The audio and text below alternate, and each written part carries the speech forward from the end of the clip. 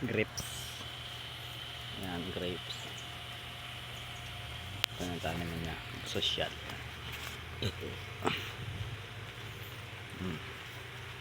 Wala pang buko. Ayun, may plastic na, hinog na, naputi na siguro. Ayun, ang bunga.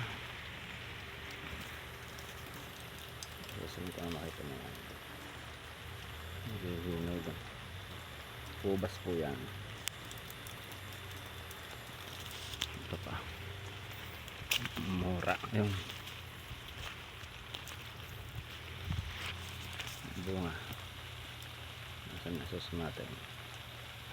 Yan, sarap yan, grapes. Ito pa, marami.